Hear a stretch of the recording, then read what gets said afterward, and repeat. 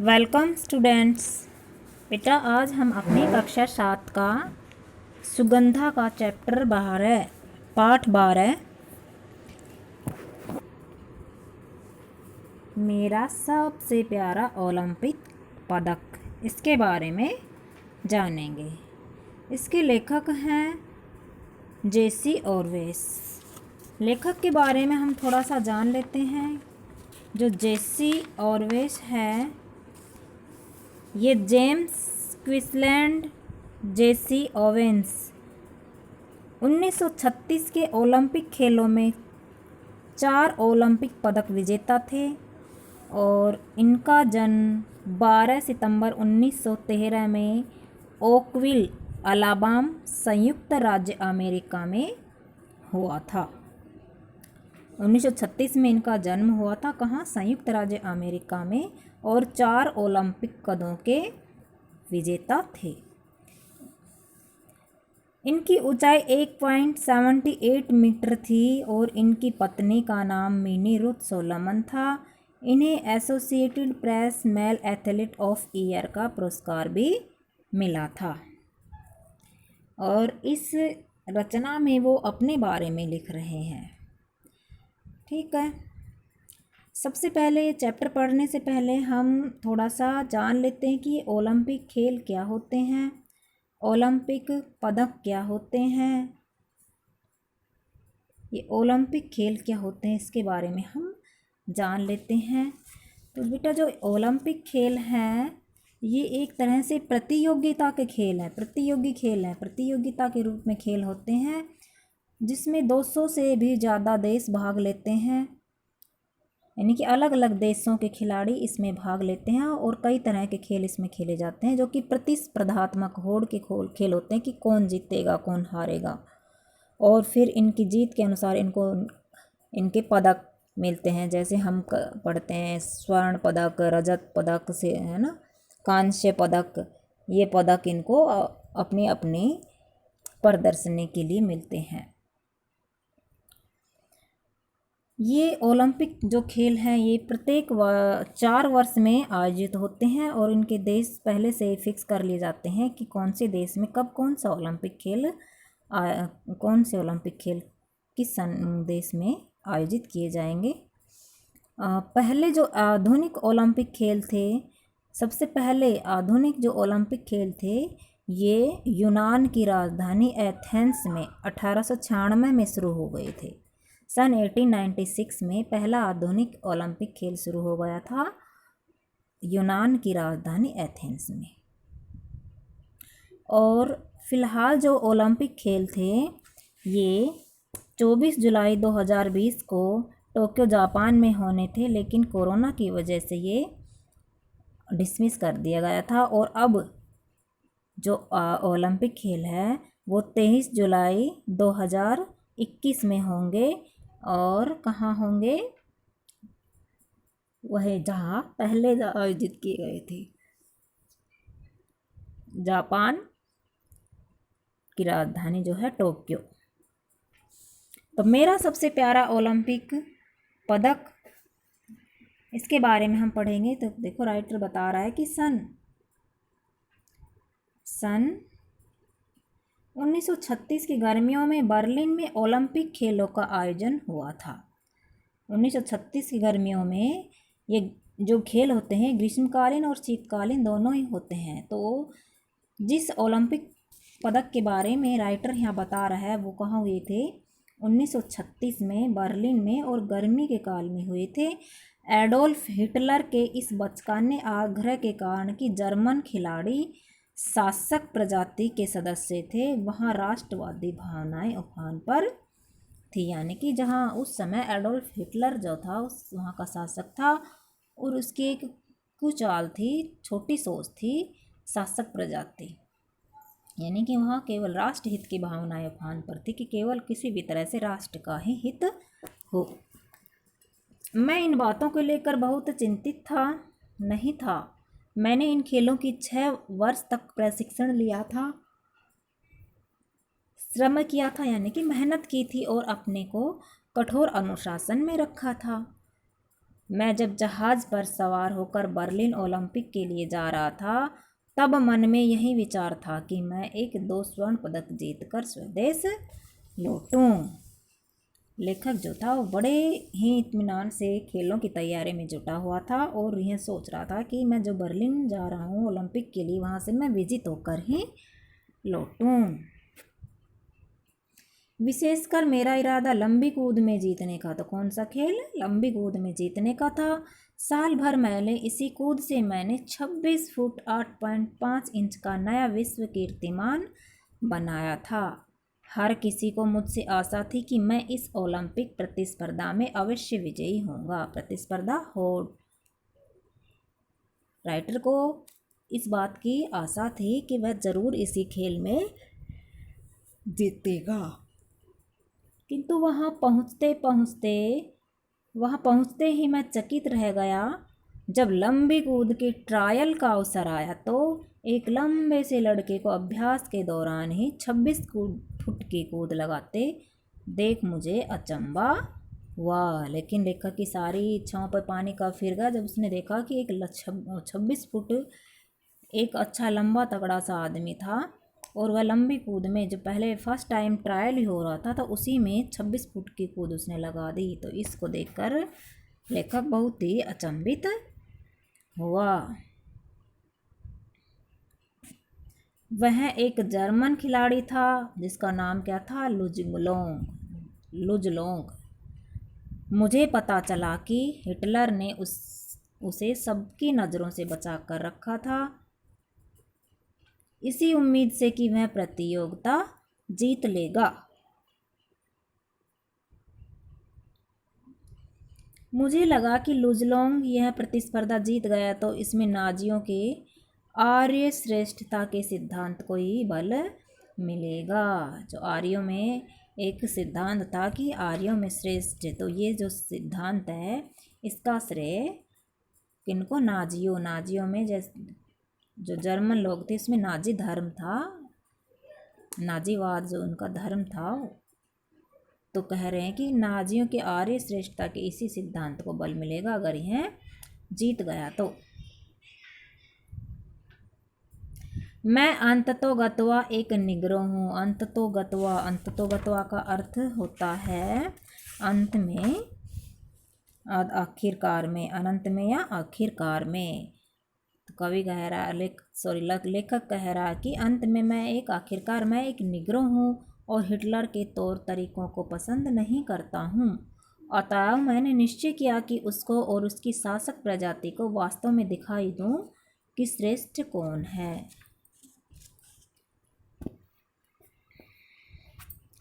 गुस्से में खिलाड़ी हमेशा ही गलती करता रहेगा। हर प्रशिक्षक की यही सीख होती है। मेरा भी इसमें कोई अपवाद नहीं था।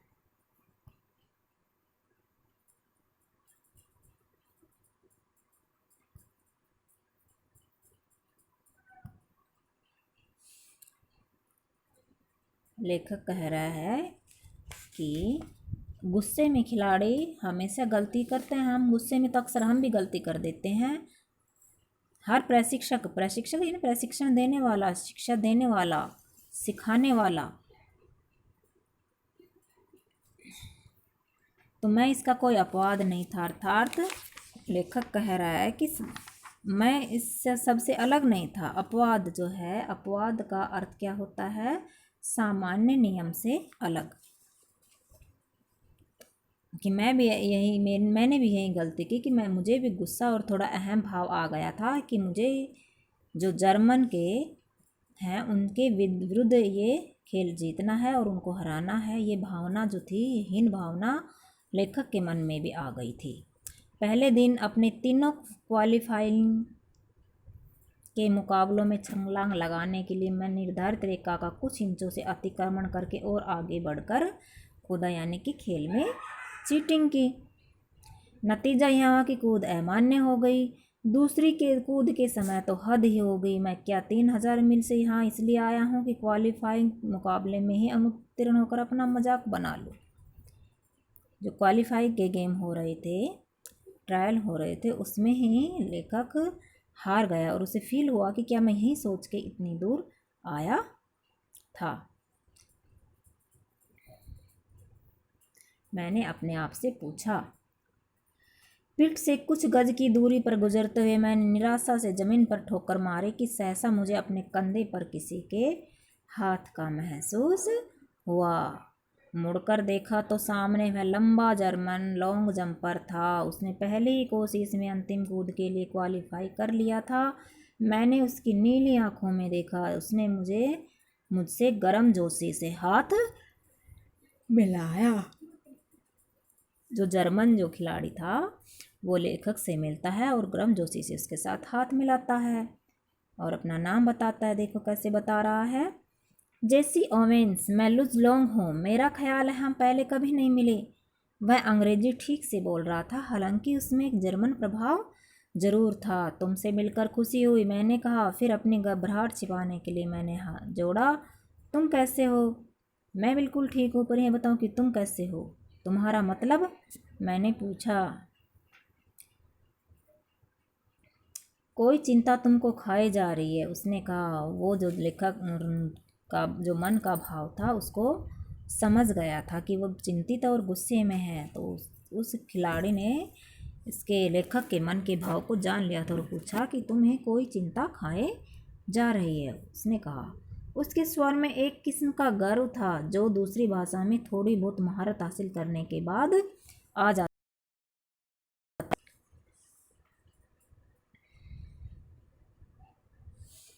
मैंने उससे कहा, बल्कि किसी दूसरे व्यक्ति को यह बात बताकर अच्छा लगा।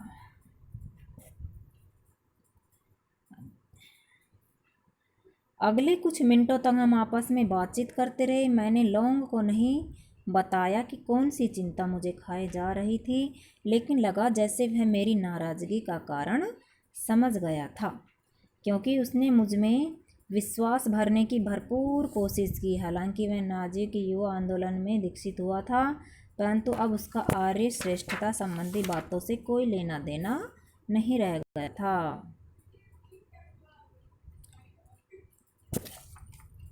वह अब भी उस प्रचार का हिस्सा दिखता था। इस बात पर हम खूब हंसे। वह मुझसे 1 इंच लंबा था। उसका शरीर दुबला परंतु गठीला था। साफ नीली आंखें, सुंदर केस और सबसे बढ़कर उसका खूबसूरत चेहरा। उसने जब देखा कि मैं शांत हो गया हूँ तो उसने टेक ऑफ बोर्ड की ओर संकेत किया। देखो, उसने कहा, क्यों क्यों नहीं तुम बोर्ड के कुछ इंच पहले एक लकीर खींच देते हो जिससे कि तुम उसी को निशाना बनाकर कूद लगाओ। इससे तुम्हारी कूद कम से कम अमान्य तो नहीं होगी और तुम इतनी लंबी कूद तो लगा ही लोगे कि क्वालिफाई कर सको। तुम्हें आखिर ट्रायल में ही प्रथम आने की क्या पड़ी है? महत्वपूर्ण दिन तो कल है। उसकी बातों की सच्चाई को मुझको झकझोरा तो मेरे अंदर का सारा तनाव बाहर निकल गया। मैंने विश्वास से भरकर टेक ऑफ बोर्ड के पीछे बूट की नाप लेकर एक लकीर खींची और फिर कूद लगाई। मैं आवश्यकता से 1 फुट अधिक ही कूदा और क्वालिफाई कर लिया गया। उस रात ओलंपिक गांव में लुज लोंग को धन्यवाद देने मैं उसके कमरे में पहुंचा। मैं जानता था कि यदि वह न होता तो मैं अगले दिन के लिए फाइनल मुकाबले में भाग लेने से वंचित हो सकता था। हम उसके क्वार्टर में बैठे 2 घंटे तक बात करते रहे, खेल के बारे में, अपने बारे में, अंतर्राष्ट्रीय परिस्थितियों के बारे में और दूसरी किसी चीज़ों के बारे में। अंतर्राष्ट्रीय यानी एक देश से दूसरे देश की बातें। विदा लेते समय हमें एहसास हो रहा था कि हमारे बीच सच्ची मित्रता कायम हो चुकी थी। दोनों आपस में सच्चे मित्र बन गए थे। अगले दिन स्टेडियम जाकर मुझे लुज को पछाड़ने की भरसी कोशिश करनी थी, लेकिन मैं जानता था कि वह मेरा सर्वोत्तम प्रदर्शन देखना चाहता था, भले ही इसका मतलब मेरी जीत ही हो। जब असली परीक्षा की घड़ी आई तब लुज ने स्वयं अपना ही कीर्तिमान तोड़ डाला। ऐसा करके उसने मुझे चोटी का प्रदर्शन करने को बाध्य कर दिया। मुझे याद है, मैंने जैसे ही 26 फुट 5/5/16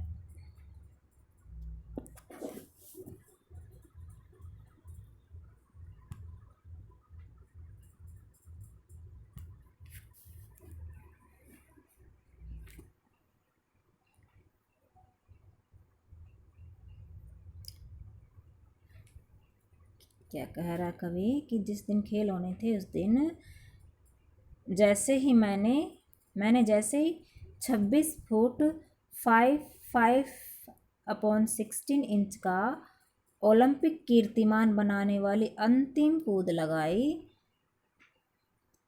वह मुझे बधाई देता मेरे बगल में खड़ा था। देखो उसने अपने दोस्त को ही जिता दिया है, यह जानते हुए कि मात्र 100 गज की दूरी पर बैठा हिटलर हम दोनों को घूर रहा था। लुज ने मुझसे पूरे जोश से हाथ मिलाया।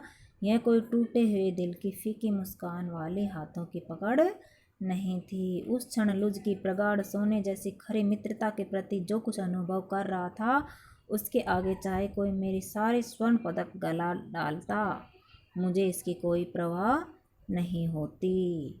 आधुनिक ओलंपिक खेलों के संस्थापक पियरे डी कुर्बटीन ने कहा था, ओलंपिक खेलों में जीत उतनी ही महत्वपूर्ण नहीं जितनी महत्वपूर्ण इन खेलों में भागीदारी है। जीवन में असली चीज विजयी होना ही नहीं वरन कुशलतापूर्वक संघर्ष करना है। मैंने जब ये महसूस किया कि लुंज जैसे उन आदर्शों का सार रूप था जो कुर्बटीन के मन मस्तिष्क में रहे होंगे। हमारा चैप्टर ख़त्म हुआ बेटा। देखो तो हमें भी इससे सीख लेनी चाहिए कि किसी चीज़ के लिए हमें गुस्से में कोई काम नहीं करनी चाहिए और हर एक चीज़ को जीतने के लिए हमें संघर्ष करना चाहिए और अपने विवेक से भी काम लेना चाहिए।